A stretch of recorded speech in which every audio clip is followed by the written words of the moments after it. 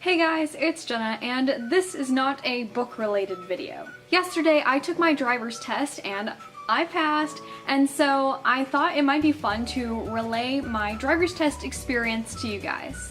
On YouTube I see a lot of storytime videos talking about people who failed their tests, but not a whole bunch of people talk about passing their test, so that's what I'm here to do. Before I get into the video, I just want to say sorry for not posting a video recently. I actually did film a video to post this past Sunday, but it was excruciatingly long and terrible.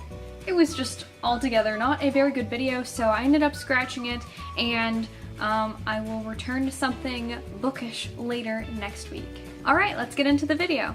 My ponytail is so little, it's so cute. So in the state that I live in, you have to have your permit for a year and a day before you can get your driver's license. I got my permit a few days after my birthday back in May of last year, and I ended up having it for a bit longer than a year and a day.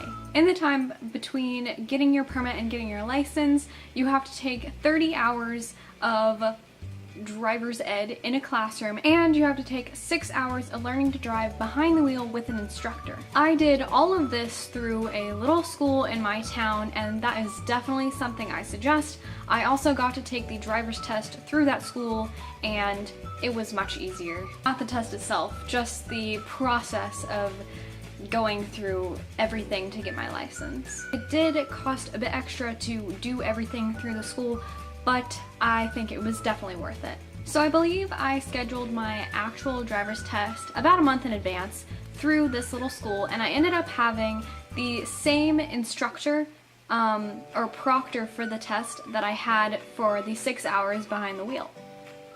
We will call him Samuel. Fast forward to the day of the test. I walk into this teeny tiny little driving school, and I didn't exactly know how all the parallel parking and turnabouts or three-point turn was going to work because their parking lot is tiny. I figured that there was not possibly enough room to do all of those little parking procedures in their, what is it called, parking lot, because it was so small. In preparation for all those little driving procedures, I ended up going in advance, like a week, like the week leading up to my driver's test. I went to the actual DMV whenever it was closed, and the DMV is closed usually on Sundays and Mondays, and also the late evening time, they're closed then too, so it was perfect.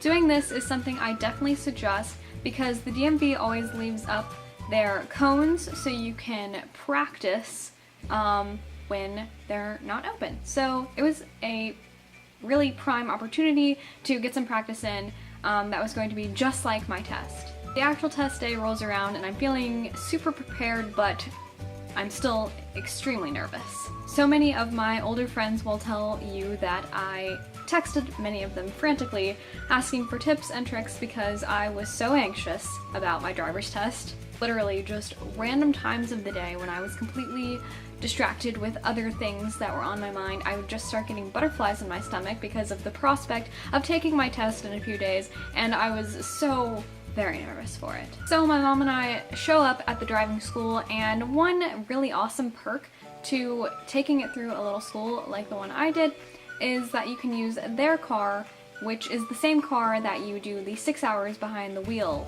with. Yeah. If it's anything like the car I drove, it's really teeny tiny and can fit perfectly in a parallel parking spot with room to spare, so I really liked that. Another perk is that there was absolutely no wait to take my test because I had scheduled my appointment for 2 in the afternoon, and there was literally no one else there when I got there. It was pretty epic. I asked my proctor of the test how many people they have take the test a day, and he said only 3 that day, and I was the last of them.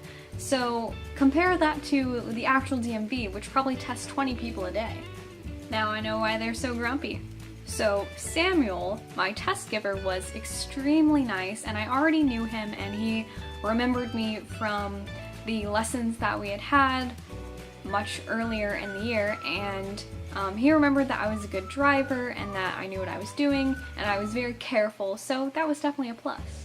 So he took my mom and I to a room near the back of the school to kind of walk us through what we'd be doing on the test, or what I'd be doing on the test, and asked me if I had any questions, and he asked me if there was anything I was worried about that we should cover beforehand, but I was good to go. I did not have any questions because I was well prepared for this, I think. I'm not trying to brag. I practiced a lot.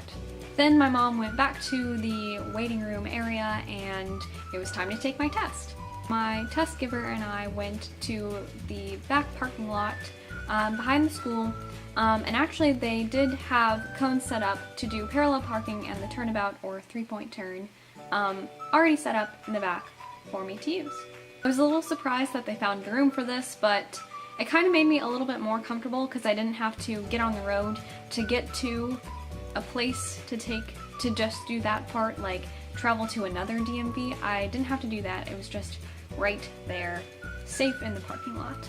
First thing he had me do was back up in a straight line, which is super easy as long as you don't look forward. Keep your head facing backwards and keep your eyes looking out the back window and you will be good to go. Then Samuel asked me to pull up and parallel park into the spot that was provided for me. This was the only thing in the whole test that I missed points on, and it was because I was not perfectly centered in the parallel parking spot. I did get in it, but I was a little bit too close to the car that would have been in front of me, and I had room to back up, so I wasn't so close to it. I just got 5 points off for not being perfectly centered in the spot. My tips for parallel parking are definitely use your blinker, your mirrors to see which cones you're aiming for, and also don't just look into your mirror, look over your shoulder when you enter and exit. A turnabout, or a three-point turn, which is what came next, is pretty much the same thing as backing into a spot, just with a different name, and the procedure to do that is extremely similar to parallel parking, so that wasn't too difficult. Again, don't forget that blinker.